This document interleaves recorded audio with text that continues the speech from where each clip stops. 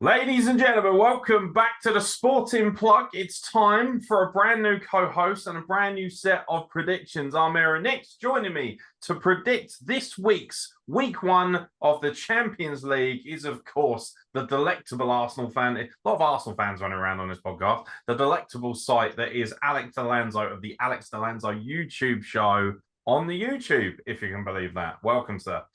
It's a pleasure to be here, mate. It's a pleasure to have you on, to be honest, mate. And obviously, you love a bit of European football and you've got a vested interest, haven't you? Because your boys are back in the Champions League for the first time since 2016-2017 season. Been a while, but you will be returning. But you're going to have to wait because we start, of course, with tomorrow night's matchups. And if you're watching this, probably tonight's matchups. Tuesday's matchups, we start with, oh boy, AC Milan versus Newcastle. Welcome back to the big time, boys. Are Newcastle, considering their recent run of form has been extremely patchy in the league, in for a bloody good thumbing in Milan? To be honest, I know they're in a bit of bad form, but I can see them getting something here. Milan have not looked good this season, and especially coming off their last result, they got hit. They got a hiding. They got 5-1 hiding against Inter at the weekend, and they looked really bad in that game. Yeah, I can see Newcastle. You know, obviously they've had their struggles this season, but that was bound to happen. I think they were kind of a new commodity last season. They did take advantage of teams, you know, underperforming the likes of Chelsea, Tottenham, and others, Liverpool as well. So there obviously was going to be a bit of a downgrade from last season, but Newcastle got a lot of talented players, and I can see them getting some for this game. I can see them sneaking a draw, to be honest. Well, it's an early kickoff, 5:45. Newcastle, yeah, I could see them getting a draw. I don't think they will. I think AC Milan will win. I think it'll be much tighter than people think, though. I think a lot of people are assuming, because obviously football fans over here aren't watching Serie A regularly. Of course, you will be, of course, being half Italian as well. So you've got a vested interest in that league. I think Newcastle will lose probably 1-0. I just don't see where the firepower is coming from this season. Other than that glorious result against Aston Villa, they have really struggled to, get the firepower going up front. I don't think players like Callum Wilson are good enough for the Champions League. I just don't. No, and now that I've said that, he'll score a brace. But yeah, I think AC Milan will have just about enough. The other tie in the group, which is obviously an evening kickoff, sees PSG versus Borussia Dortmund, which a lot of people might see as a bit of a glamour tie. This definitely is the group of death. PSG are favourites to come out of this group, I think. And they should be, really, with the amount of fucking money they spend. They are the Man City of France. Are they going to beat Borussia Dortmund? I think they are. Yeah, I think they'll ease to victory here. 3-1, I'm going to go for. Yeah, I'm going to say, do you know what? I'm pretty much the same, actually. I was going to say 3-0, but Dortmund are always a very tough out. They always make things difficult for people. Not often the best of starts in the Bundesliga. Like overall, obviously, they're one of those teams. They have to keep pace with Bayern early on, otherwise they're going to be in trouble. And also, it feels like RB Leipzig in a lot of ways have kind of assert them as kind of the number 2 team in Germany. I know that doesn't necessarily show in the table as much, but I feel like Leipzig have certainly done more in the Champions League, which is kind of where we gauge our European teams, don't we? That we're not watching, because obviously we're English, so we're watching the Premier League. So we gauge how good these teams are by how well they do in the Champions League, not their own leagues, because their leagues aren't nearly as competitive as, say, ours or Spain's. So it seems like PSG, who should be completely romping the French league, Ligue 1, state of it, yeah, you would expect them to have more than enough to handle Borussia Dortmund. So I'm going to agree and say 3-1.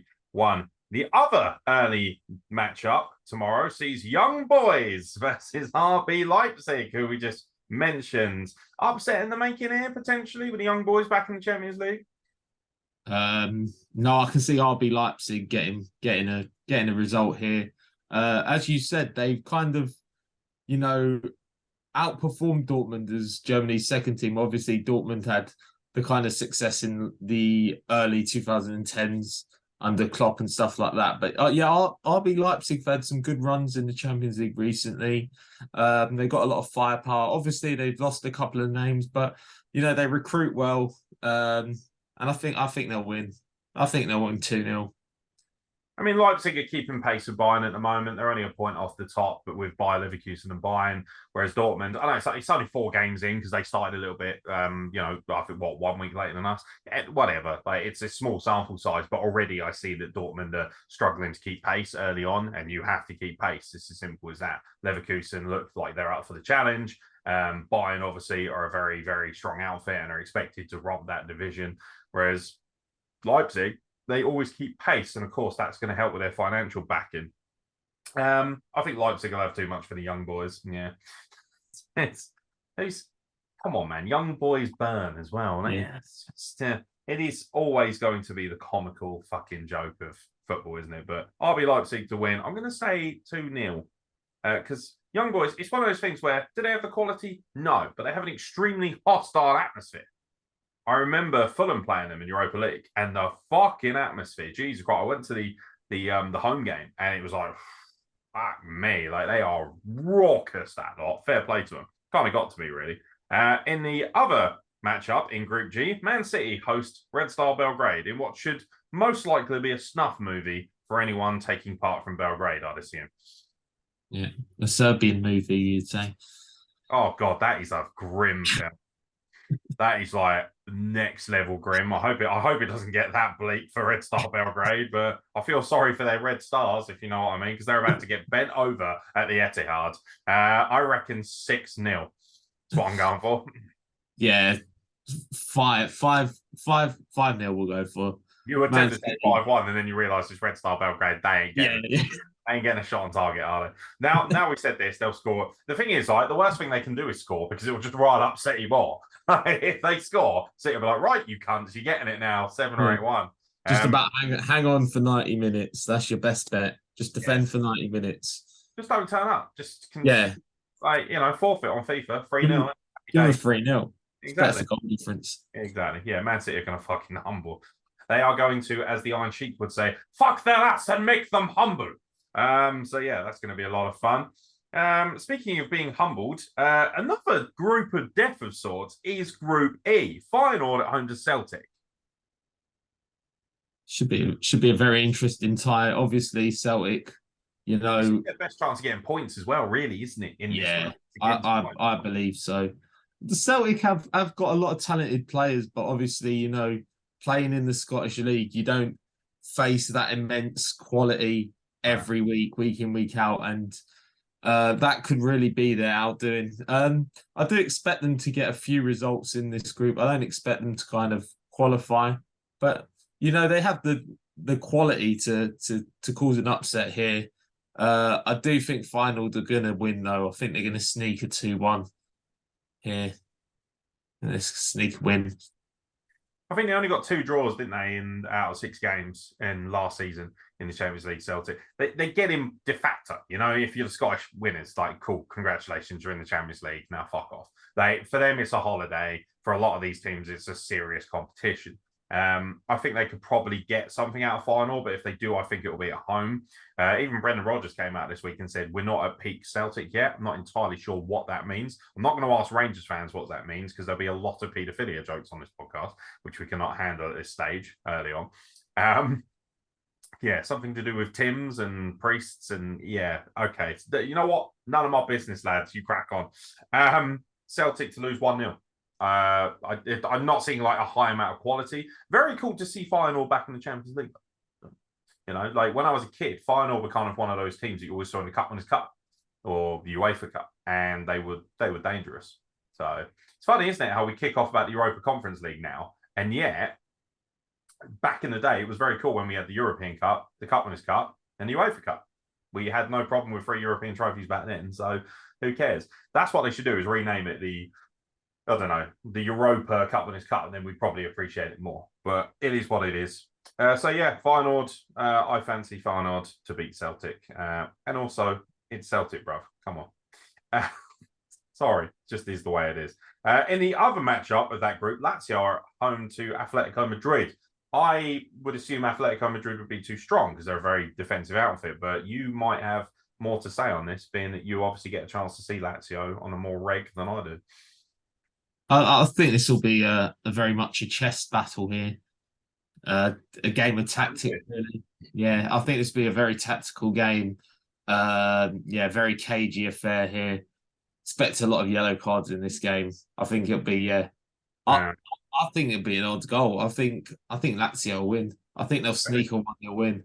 Yeah, tight. This will be a very tight game. I think it I go think any. Atletico Madrid, like since because they won the title, didn't they? And that was like not an upset, but they worked astonishingly hard, pinched the title from the big guns. Since then, do you feel like they're on a bit of a downslide? Do you think they're going to struggle to Yeah, keep pace?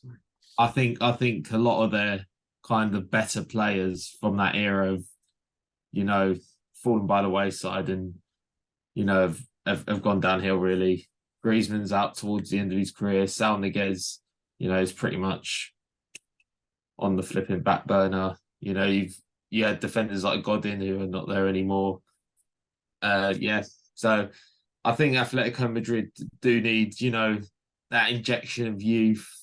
I think the Changed their squad. style of play as well. It's Yeah. very dirty. It's very gritty. Like you say, chess match. They like to keep things extremely. They're one of the most boring sides to watch in the Champions League. They always are. I remember the game with Porto where things just broke down. But I've noticed more and more they're making mistakes. They're not getting big wins in the Champions League like they used to. And I think that they might struggle. That being said, I think they're going to win this 1-0. I haven't seen much of Lazio. What I'm told of them is that they're okay, nothing spectacular. And Atletico Madrid are very, very good. Like you say, I honestly, if you got money to burn, put a red card happening in this game. Every time I watch Atletico Madrid, some fucking leery little prick gets sent off. It always happens. They're one of the dirtiest sides in Europe. They're a nightmare. So yeah, and they always get somebody else sent off as well because they're a bunch of cheating bastards.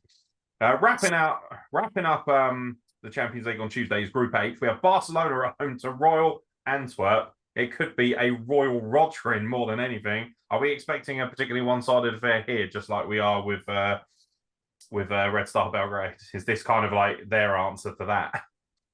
Yeah, I believe so.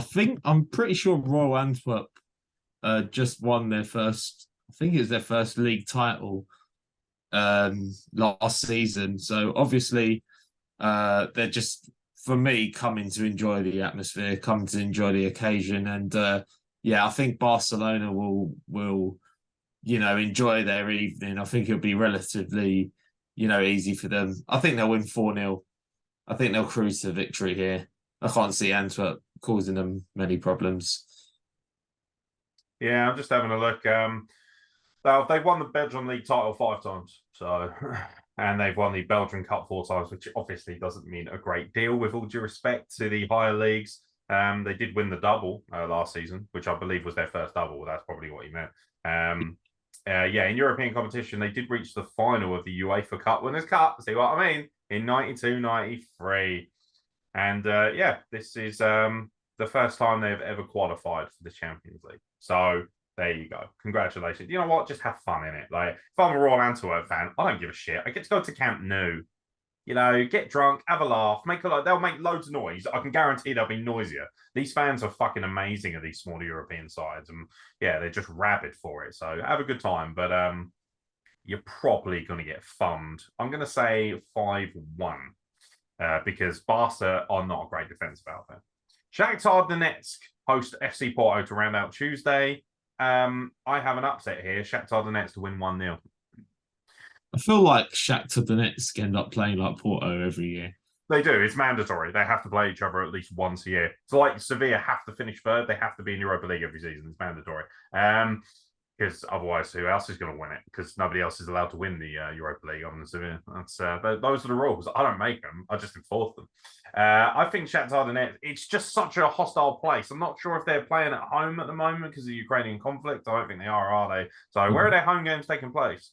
I believe I think it's at a few venues. I think it might be at Hamburg, though.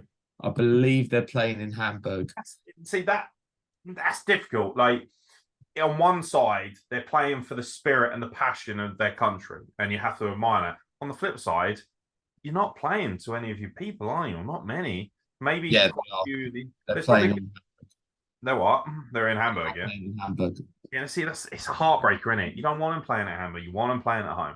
But of course, Vladimir Putin is a gigantic cocksucker. So what do you expect?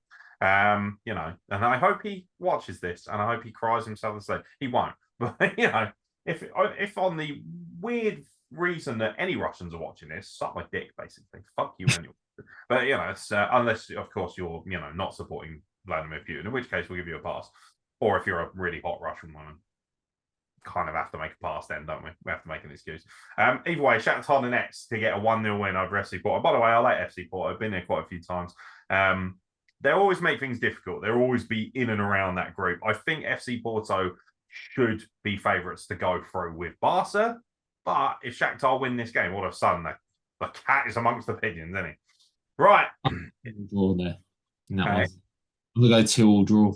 2-2 draw. Good shout. Tell you what, could be one of the games to watch. You always look at those games and think, yeah, whatever. Could end up being a really good game of football. Now then, Galatasaray have returned to the Champions League. Get your fucking heads down, lads. Galatasaray home to FC Copenhagen. Of course, this should be very, very interesting. Copenhagen, it seems, getting into Champions League more and more, which is nice to see. Galatasaray returning. Does the atmosphere pay dividends here? I think it's a bit weird, Galatasaray. Obviously, they're coming into this group, obviously third favourites, but you know, with a lot of expectation, a lot of belief, they've, you know, retooled their squad over the last few years, brought in a lot of quality as well. So there'll be immense pressure on them to kind of deliver. I don't know why, but like, I wouldn't be surprised if FC Copenhagen won this game.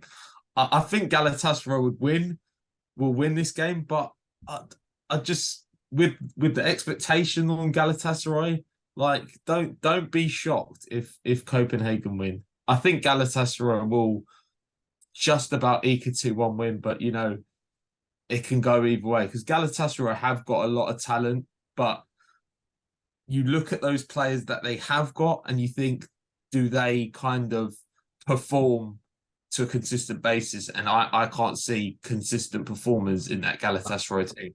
Turkish league is very patchy at the best of times. Not saying that obviously Copenhagen playing the world's most fucking devastating league, obviously not. But yeah, one thing that I think Copenhagen will have going for them is the majority of their squad played the last time they were in the Champions League.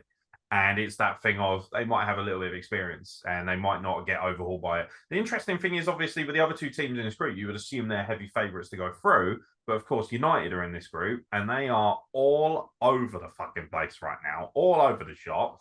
And it's that thing of, could get quite ugly for them quite quickly if one of these teams starts putting their foot down, especially if Galatasaray win this, I fancy Galatasaray to get something off of United at home. Absolutely. Because United don't like a rough atmosphere. They don't like it up them. They're the new Arsenal, isn't it? So, yeah, I'm going to say Galatasaray to win 1-0, courtesy of an extremely hostile, flare-ridden atmosphere. And the other game in this group, prepare for the thumbing of all thumbings, United. For you are away at FC Bayern Munich. I am ready. Harry Kane is getting a fucking hat-trick, mate. Book it right now. Harry Kane is going to go rampant on this thing. You just got thumbed by Brighton at home. You are up shit creek here. Bayern Munich are going to dismantle you, bro. I reckon Bayern to win 5-1. Yeah, I read. I actually watched a video on Instagram of a guy after Bayern Munich's draw with Leverkusen saying that Man United can give them something to think about. Fucking heck, have you seen Man United recently? Honestly, I think they start Harry Maguire, mate, the beast. My niece couldn't get to sleep earlier. I was about to suggest her watching Man United highlights because fucking heck, literally, Man United at the moment are in the mud. Honestly, tactically awful. How's Mason Mount doing? Awful. They don't play attractive football. Man United do not play attractive football. To be fair, right, when was the last time United played really attractive football? I would argue when they had Ronaldo. And like not his last reign, like when in his first prominent reign. That's like what, 10, 15 years ago when they were really playing like their best attractive football for me. 2008, 2009, when they got to the Champions League final and played Barca that year, when they done Arsenal in the semis. Like they looked like a very nice little football side. And before that, you could argue that they've never been as good footballing wise since '99, when they were obviously playing at their absolute best and they had really attractive. They're not an attractive football side whatsoever. They're a bunch of whingy little tasks. You know what? They look like an Italian football side because of players like Bruno Fernandes spending all their time rolling around on the floor like a fucking fanny that he is. Right, an absolute tart. He's in there with Richarlison as Dickhead of the Year award. There's a few footballers you just look at me. I don't like you. I don't like your face. James Maddison seems to be one of those. Right little pillock online. You know, just petulant tarts who don't really deserve the opportunities that are afforded to them. Of course, I'm going to say that as a working class man. Yeah, I think Bayern Munich are going to fist them. 5-1. Harry Kane is scoring a hat-trick. You heard it here first. Right. Group C. It's an early kickoff as Real Madrid face the upset specials of the year. I'm so excited. Union Berlin are in the Champions League, bro. Yes. I went to see Union Berlin 13 years ago when they were in the second division in the Bundesliga, or the whatever it's called. I can't remember, if I'm being honest. I was absolutely pasted. I remember passing out outside the ground where I was so drunk. I had to be dragged home by my ex. It was quite the experience. Amazing atmosphere, amazing fans. Always deserve the very, very best. Are they going to get something at Real Madrid? No, not this time. Yeah, I believe they've made some great strides. You know, obviously coming up the leagues as well, they've done fantastic. Recruitment's been great as well, but yeah, I just don't see them getting a result here. Obviously, I think they'll do well in the group. But I don't see them getting a result. I'm going to go 2-0 Real Madrid. Real Madrid's have Bellingham's on fire as well, which is terrifying. Him playing well for Real Madrid is exciting stuff for them. Yeah, I think Real Madrid will have too much. 3-1. I think Union Berlin will give it. I think for the first 20 minutes or so, I think Berlin will try and. They're not a team that back up. They're going to try and stamp their authority on it. I remember when they played Bayern Munich last season and they were all over it the whole game. They were like, no, we're not fucking parking the bus. We're just going to go for it. And if we get battered, so be it. And that can really overhaul a team like Real Madrid. I think Real Madrid have too much quality, though, especially at home. However, the reverse fixture, very excited to watch that. Very excited. In the match that literally nobody has a fucking clue about other than probably you, Sporting Braga are at home to Napoli. Yeah. Napoli, right? Good team. But fell apart, didn't they? Even though they were expected to do better things. I thought they were going to be the upset special. I fancied them to get to the final of the Champions League last season. They looked like a team that could do it. And then they fell off right at the last hurdle. Fragilities. Even though they won the title last season, I do attribute it more to kind of the failures of the other teams as well. I think it's more a case of they binned it off than Napoli won. Napoli pretty much rolled to the title. I expected them to get to the Champions League final. I thought they were, on paper better than AC Milan. And they just fell apart really in that time. And they have started the season a bit slow as well. They obviously lost at home to Lazio a couple of weeks ago. So they have showed that early fragilities. Napoli have got some very good players as well. Are Napoli the Leicester City of Italy? I don't think so. I don't think they'll fall off. I don't want the Mafia knocking on my door after saying that, by the way. Like, they'll be like, you are dead, son. You know? Yeah, insurance policy. He's like my force field against the Mafia. Yeah, I don't see Napoli falling as hard as Leicester have. But I mean, if that thing of, do you think it's like a one and done? Do you think they'll be contenders to win the title again, or do you think that's them done? Like that's their moment in the sun? No, I think they'll be there and there. I'm not saying they haven't won it before, obviously, like Leicester. Like, to be fair, Napoli under Maradona, for instance, Jesus Christ, like, they have been special in the past, especially in the 80s. But like this, it does kind of feel like the Leicester City of Italy a little bit. Yeah, it was kind of like got rolling and never stopped, just kind of got out in front early and couldn't be catched. That's kind of how it felt. Hostile atmosphere as well. Great. To be fair, I will say this: they play fantastic football. They certainly did in the Champions League when I watched them. So yeah, I must admit I do fancy Napoli to get a result here. I've not got my. However, Braga. You ever seen Braga Stadium? Yeah, it's the one on the built off the Yeah, side of the. built into a mountain. Stunning. Probably the most beautiful place you could play football in the world. Absolutely amazing. Yeah, I remember Arsenal playing in the Champions League. It was quite an experience.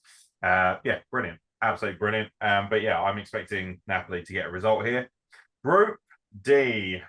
Time for a dicking. So, Benfica at home to the ever-present Red Bull Salzburg, who are hilariously good at pissing people off and getting results early on. So that's why I'm going to stick my neck out and say Salzburg to beat Benfica 2-1.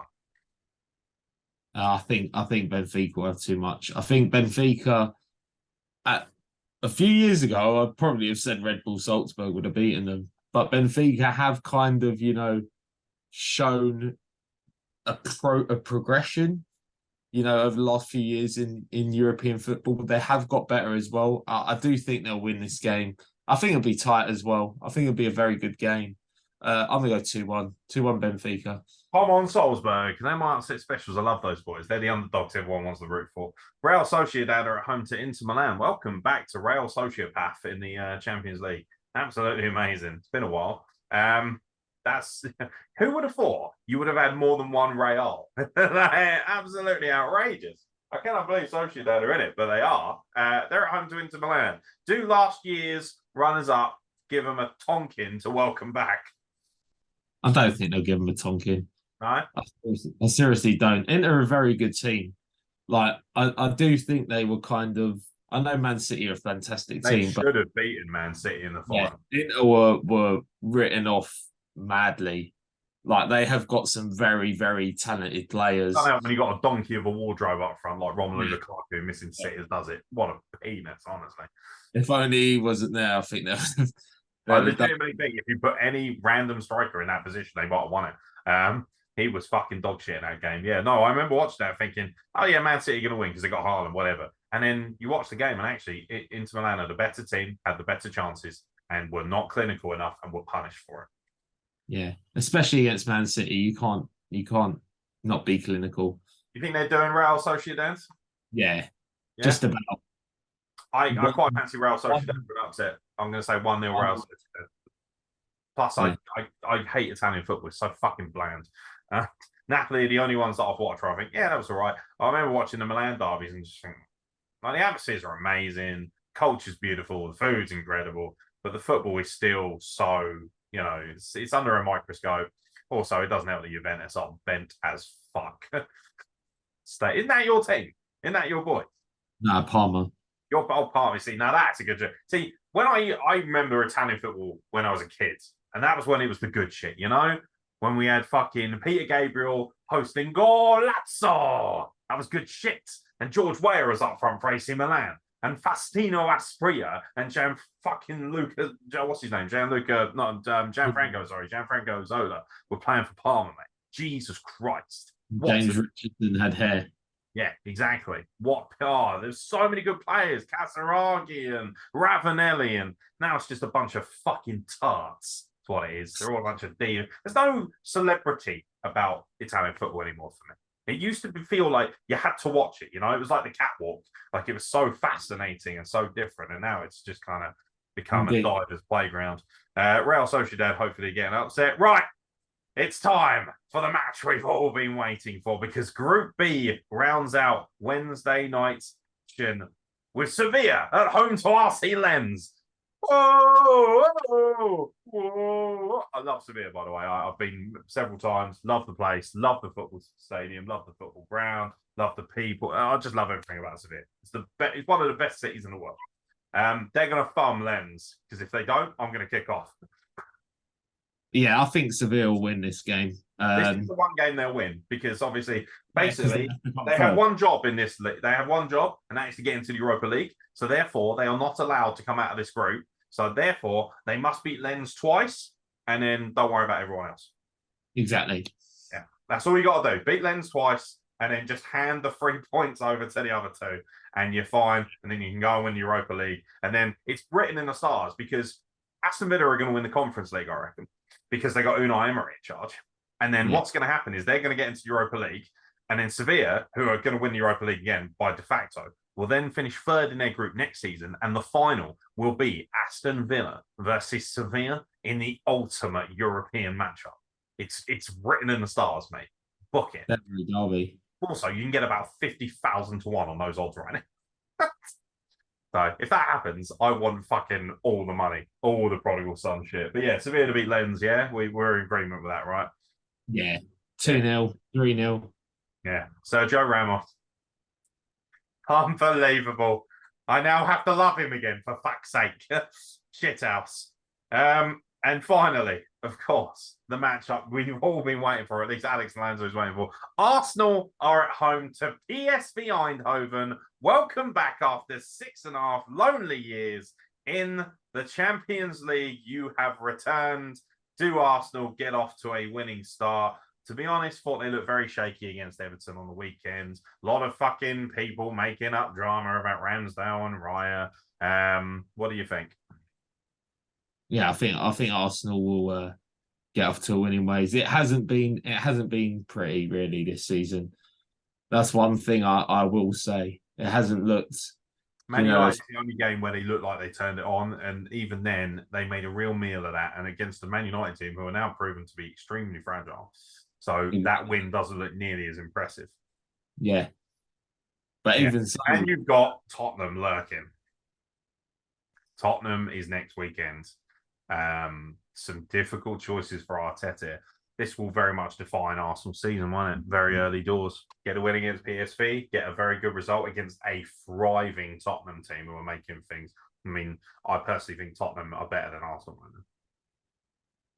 Which is hurtful to say, but you know what? I've watched them play football, and they play better football against similar kind of opponents, and they've wiped them off the face of the earth. Whereas Arsenal, I mean, you know, I didn't enjoy the Everton game at all. I thought it was turgid football. I thought it was very ugly. Yes, absolutely, all the possession in the world, creative football. But Arsenal, I think, will have enough here. I think they'll beat PSV Eindhoven 1-0. I think they're going to be a little bit cagey, and they're going to have their eyes on Tottenham a bit, I reckon. Who starts here in goal? Who do you think should be starting? I mean, for me, Ramsdale is like a no-brainer. He should start.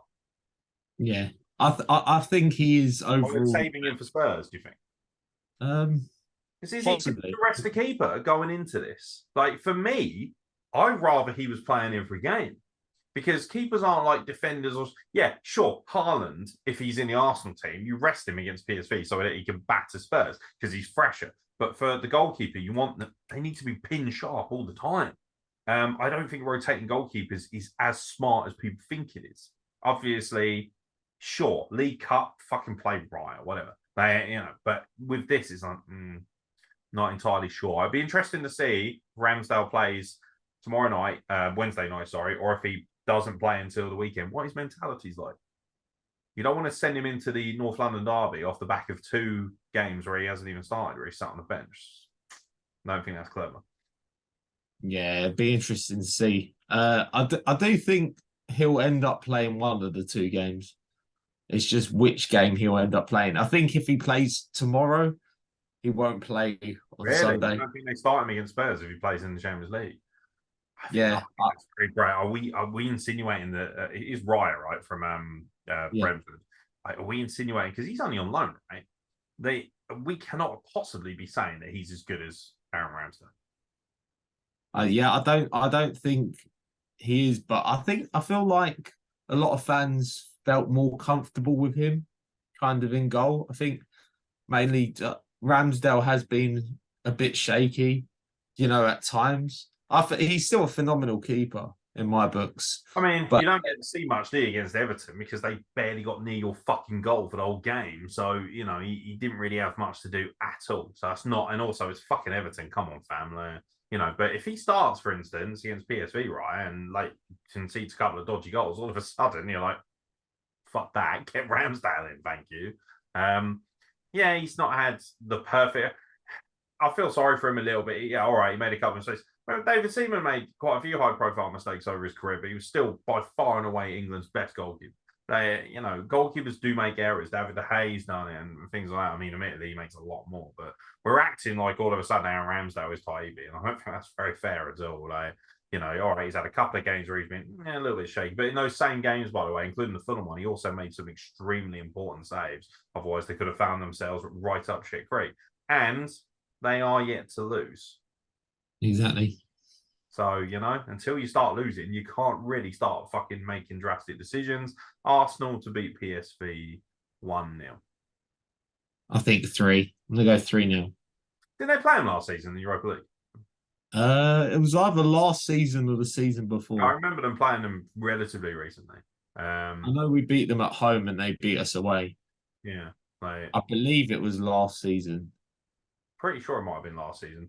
Either way, it's you'd expect Arsenal to win. That rounds out the Champions League predictions, ladies and gentlemen, for this week. Week 1 of the Champions League. Thank you very much to Alex Delanzo for joining us on the Sporting Plug, making his debut on a different channel.